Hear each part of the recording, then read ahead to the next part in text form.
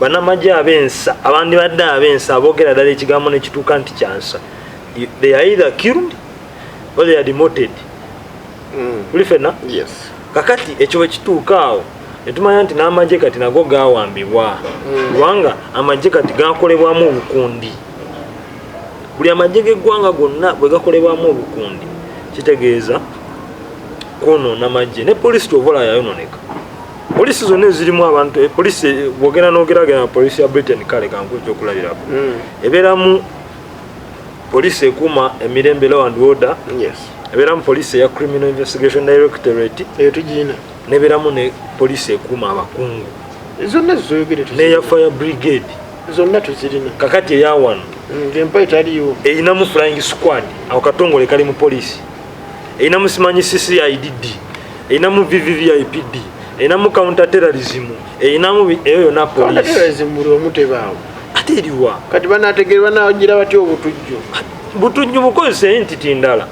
Obutujju bwandibadde bukolebwako na kitongole ekikesi kubanga abatujju bakola plan, they plan ana terrorist attack, they plan it. Kitegeeza olina kubeera na intelligence eyingira mu bubinja obwo prior before nti kiriiwo. Kyovola wano nakugamba bomu emala kuba kamera nezikwata omusajja nga atambula n'ekikutiya bomu nebwatuka. Tuli fenna? Yes. Kati that is not intelligence. Intelligence olina okuyingira mu bwongo bw'abatujja abo prior before they commit the crime.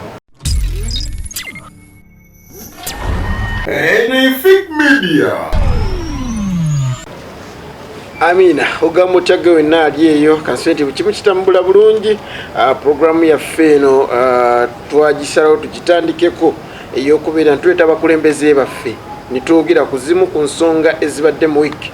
Amanya muziko Alhaji Abdul Mnyamishafi Kulwanga olunaku lwaleero ninetamale Henry wamu ne Hassan Musa twogere ku nsonga ez'enjawulo eziri mu wiki. Ndine Honorable Kansala Kwizera atwaga tubeere nga twogera ddala Uganda ba generals bangi bawumudde. Kino kitegeeza ki eri generation kati empyezze itulamu Honorable Kyagulanyi Ssentamu wamu ne Lieutenant General Kaine Rugaba Muhoozi.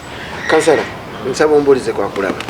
Weewaawo batulaba ku Fik Media ate era neyongedde okuddamu okweyanza okulabikako wano n'okwebaza Katonda akyatukumye nga tuli balamu. Ekyo kyankizo kubanga abantu bangi abafudde mu bbanga lyetwasemba okulabagana obubenje obadde bungi naye bwe tubanga ffe tukyali balamu. Kuba tulina okumwebaza okutukuuma. NUP tenalabikako kasangati bantu batwalayo ebyokulya mwe temwagala mukulu ali oba akaddiwa aveewo. Obuzibu omukulu sigamba nti alina kyakulya kubanga alina ekyokulya ku nnyumba ye kwennyini kuliko faamu. Abatwalayo baagala kamera si kibi okuyamba ku muntu naddala waba ali mu buzibu ng'obwo naye awo ffe twavaawo mwadda kuleva endala. Nakugamba ffe tosobola kukola kintu kyekimu ng'osuubira results ez'enjawulo ekisoboka. Bw'oyenga ettaka n'oyenga ettaka n'amazzi ng'osuubira okukola seminti n'okikola olwaleero n'enkya n'okikola. Nakugamba you qualify to be a fool. Kozi mwe mulina kunga.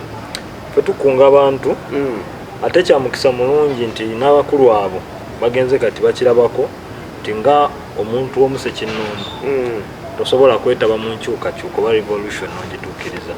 Kyetaagisa buli munnayuganda okugezaako okumukunga kubanga ekyamazima waliwo abantu abakyalimu ffemu nga tebamanyi mugaso lwaki tulina okukwatira wamu nga bannansi. Buli omu akyesuulirayo gwannaggamba naga nti tulina environment oba population yaffe ekyalina mu Luganda kye bagamba nti zirinda boolwange.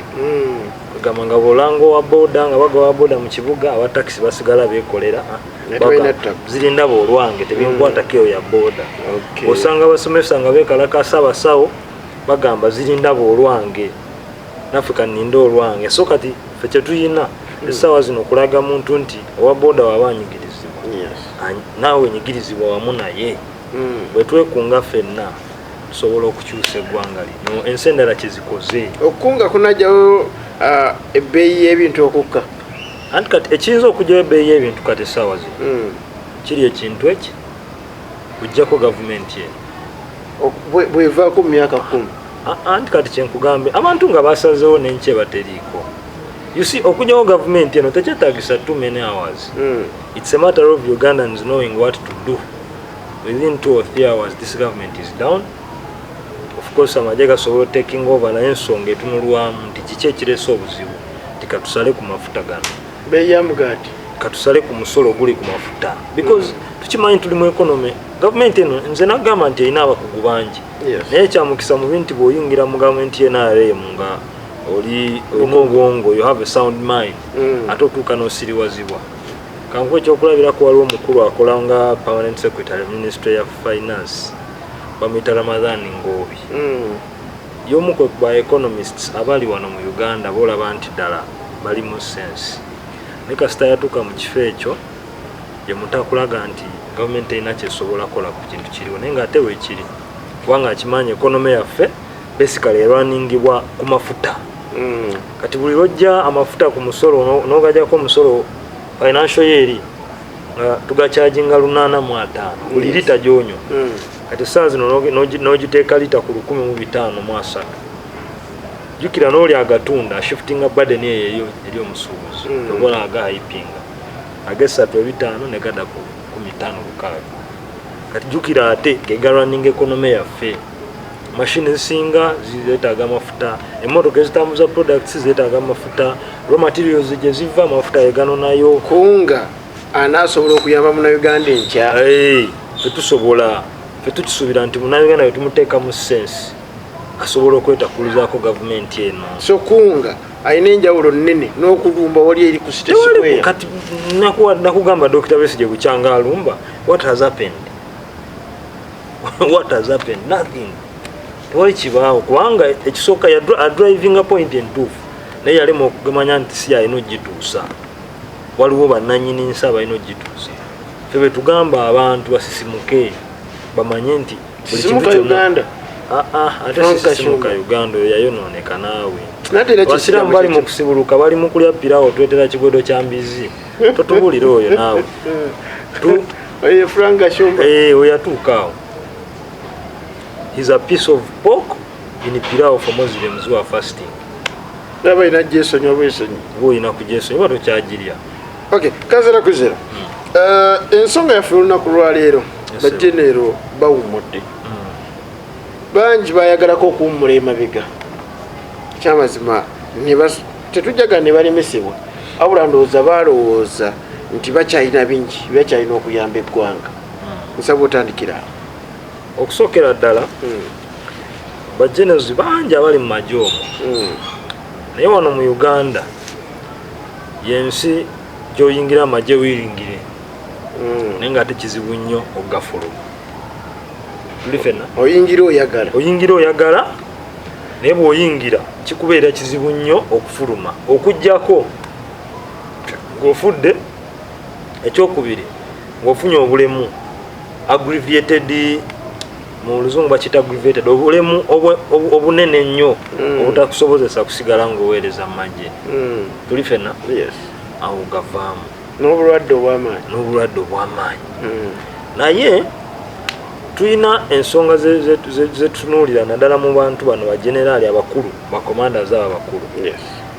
Gavumenti ya Mwai Museveni etuusa ekiseera nti oba ne mabegako eri nti baalikulutinganga abantu nga balijje no bonna olina kubanga okkanya ne Mwai Museveni okuteekamu whatsoever. Kakati nga wakulabamu intention yonna yagala okuva mu magye ng'olina political ambitions mu ggwe tojja gavaamu. Lwaki? Kubanga etteeka likugira munnamagye so okwesimbawo okulaga interest yonna mu byobufuzi. And it is very unfortunate nti ate Mwai Museveni essaawa zino mutabani we kyakola kyeyaganiranga bali okuresigninga. Tuli ffenna kubanga bajeno sejjusa baatuuka ekiseera nga baagala kuva mu magye okuyingira ebyobufuzi. Mwai Museveni amugaana era ne bamusiba nako kubanga yali ku radio station y'emundu zaali CBS n'ayogerako ebintu nga biri political nekimusibya era nekimutwaza munemujeno court martial paka yafuluma n'agenda London ng'amaze okudisclosinga project Muhoozi yali 2013 era bwe yabuuka kati project tutandise ogirabako tuli fenna kakati kyetwaliko ne luli nga ffe tukugamba Muhoozi si kibi okwesimbawo naye bwana Muhoozi kyakola tekiri mateeka waliwo ne bebakisibira kubanga kizze lwatu nga Muhoozi ayogera lwatu nti alina political project oba political program very soon ekyo no kye nagamba nti luli singa tuli mu gavumenti etebenkedde oba gavumenti ddala erina egoberera amateeka yandibadde mu kkomera Geno Muhoozi kubanga ne Sejjusa yasibwako ku nsonga zezimu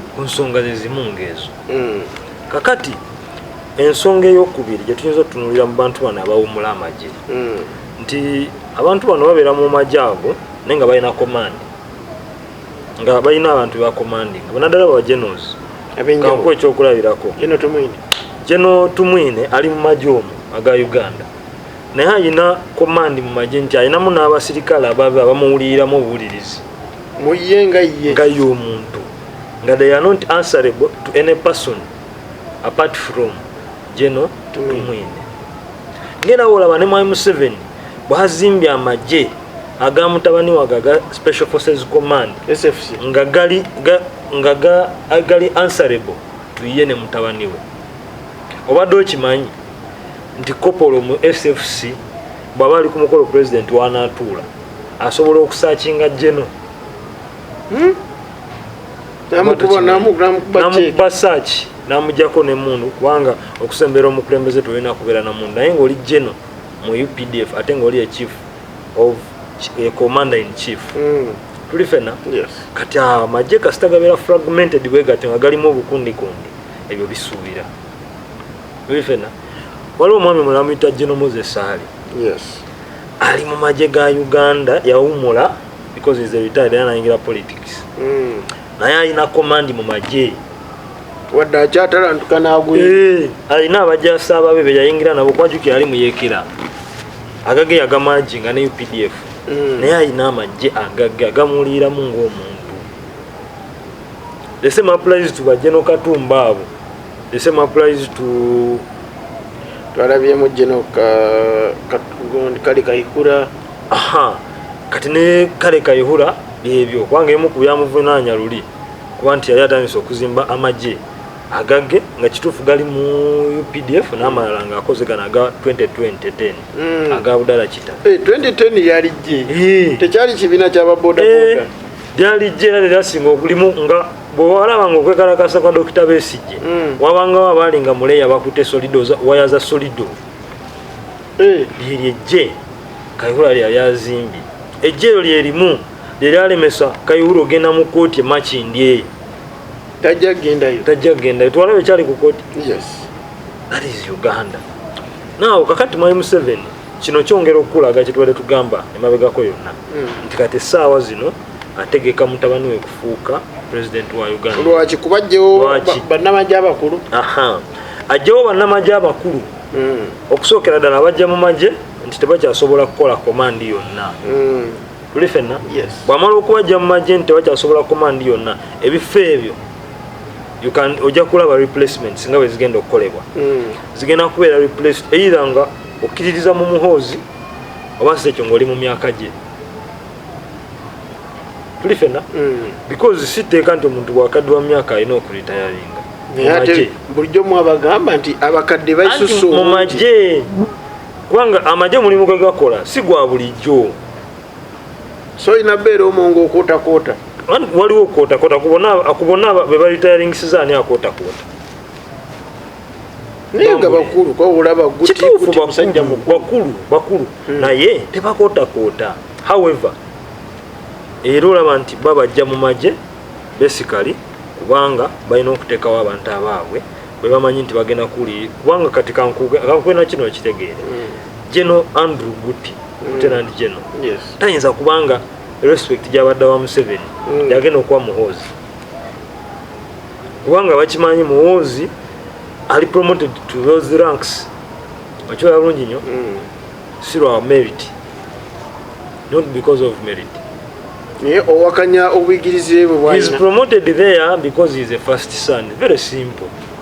Kati kyova olaba abantu nga Guti bawulira mu kitaawe naye tebajja muwuliramu kati kitaawa asensize mangu kati kino bano eji yange abampulira mukamba ajjewo bajje mu komandi berenga bakubanga nkakasanga singa Muhoozi Kainerugaba ye president koti y'amagye yandibadde tebera unprofessional bweti nga naddala ng'ekulemberwa guti kubanga waliwo ebintu guti byakola n'olowooza nti mulalu naye lwakubanga ayagala kusavinga master we Mwai Museveni ate kyatajja kukola ku Muhoozi kyova olaba nti kati ye Museveni bw'alaba ng'ebyo ng'omusajja omukulu era asobola okulengerera ewala bano bonna abajjawo n'areplacingawo abaana ababe. So kati goli sure nti kino kyakoleddwa kutereereza kkubo lya General Muhoozi. It is all about paving a way for Muhoozi presidency. Gwe muli wasolowoozamu nti era kyakoleddwa okupavinga way for Honorable Kyagulanyi. Honorable Kyagulanyi tagenda kufuuka president wa Uganda lw'amaanyi g'amagye na mmundu. That cannot happen. Naye nga kyo kisoboka.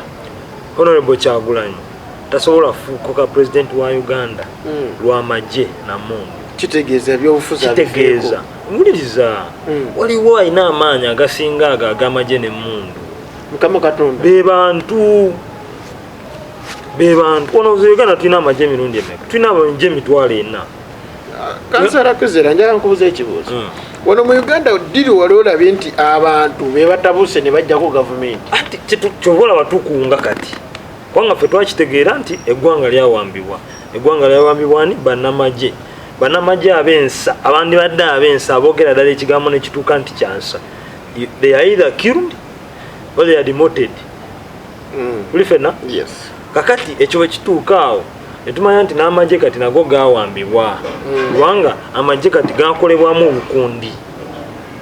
Buli amagye g'eggwanga gonna bwe gakolebwamu obukundi kitegeeza kwonoona amagye. Ne poliisi kyovola yayononeka. Poliisi zonna ezirimu abantu poliisi bwogenda n'ogeragera poliisi ya Britain kale kankuwa ekyokulabirako ebeeramu poliisi ekuuma emirembe law and order. Ebeeramu poliisi eya criminal investigation directorate eyo tugiina nebeeramu ne poliisi ekuuma abakungu zonna zoyogere neya fire brigade zonna tuzirina. kakati eya wano empa etaliyo erinamu flying squad awo katongole kali mu poliisi erinamu simanyi CCIDD erinamu VVVIPD erinamu counter terrorism erinamu eyo yonna poliisi buli omu tebaawo ate eriwa kati banaategerwa nagira batya butujju bukozesa entity ndala obutujju bwandibadde bukolebwako na kitongole ekikesi kubanga abatujju bakola they plan ana terrorist attack they plan it kitegeeza onakubeera na intelligence eyingira mu bubinja obwo prior before nti kiriiwo kyovola wano nakugamba bomu emala kuba kamera nezikwata omusajja nga atambula n'ekikutiya bomu nebwatuka tuli ffenna kati that is not intelligence. Intelligence olina okuyingira mu bwongo bw'abatujja abo prior before they commit the crime. Amina neyanze kansoke mpumulemu katono Kansala Kizera komewo n'akatundu akasembayo ate tulabe ekiddako neyanze Benefit Media.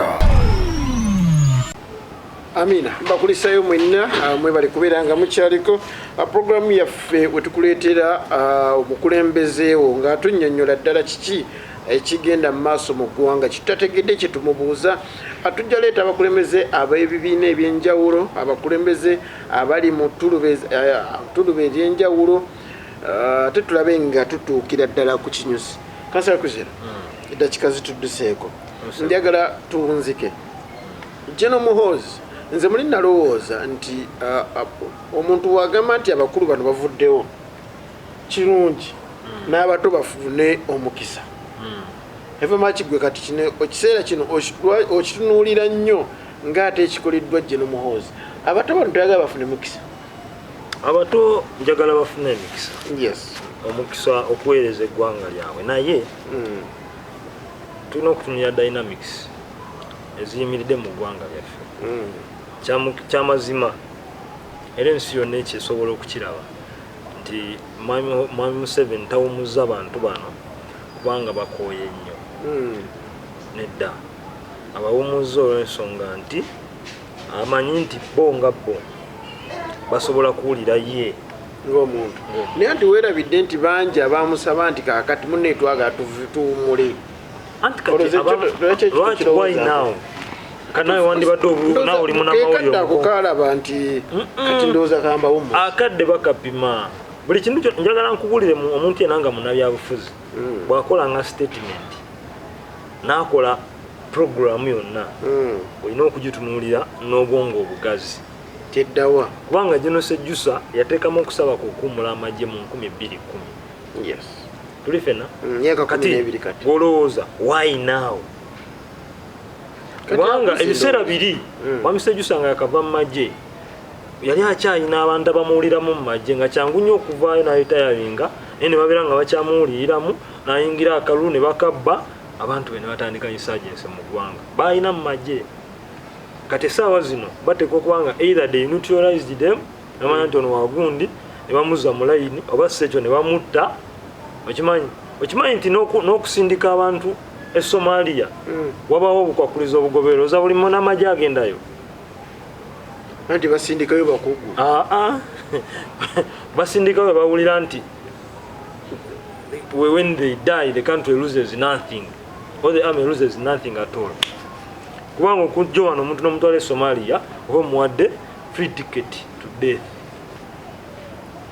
okuteeka ku lutalo nti olumba front line si buli omuntu agendayo of course ndowooza gwe mulimu gwabwe kituufu naye gwe mulimu gwabwe lwaki ye Muhoozi tagendako ku front kuba naye mujaasi mukulu mukulu atya mulimu abasajja babadde mu magye mu ebbanga lyonna nga bamusinga n'obukugu ebintu byawano gwojja kubule waliwo abantu abali mu magye omwo ng'ekyamazima bali mu bifo just because balina kubibeeramu kubanga they are appointed by the president ng'ebifo ebiri strategic tebabivaamu so kyentu kyenkubuulira ojja kulaba tunulire how they recruit ani akulira CMI ani akulira logistics mu magye ani akulira ebyensimbi ebyo byonna byonna ebitongole bwe bityo babironda with a strategy naye bagenda babakyusa ate batya aba akandika akyaliwo kati waliwani kaka bagenda okyamuwulira anti newadda waani kubanga leka nkubuulire kibanga ogamba nti Museveni avuddeko tuleese Muhoozi there is no change mwagamba wano nti Muhoozi si yomu ne Museveni ono mwangu ate Muhoozi muzibu nnyo ekyo ekibuzo kyenakubuuza omanyi muzibu uliriza omanyi bagamba sajjabbi teribulako kalungi kaalyo yes mwami Museveni abadde afuuse nakyemalira ebbanga lino lyonna naye ng'ate abadde nga tatuukanka okutemula bannayuganda paka mutabani we lwakute mu nsonga z'amagye n'okutemula abantu kubanga akawulukona nedda abadde mutemu but on a small scale ate on a professional scale kubanga mwami Museveni assa abantu naye mu magezi actually twali government esinze kutta abantu mu Uganda yano nga ya mwami Museveni naye ate obubi n'okutemula abantu ekyonoonere naddala mu lujjudde oleseddwa nnyo mu kawulukana akawedde ate nga akawulukana akawedde jeno Muhoozi akayingiramu atya abadde in operation yabadde mu operation jeno Muhoozi yakulidde operation za drone zonna drone eno gyebaenzina enjeru zonna yazikulembedde kasita akutte mu operations kasita bamu ekifo kya presidential advisor on special operations okutta abantu kwekyonere ne kutandika muno mu Uganda that is the kind of president abantu balowooza mbu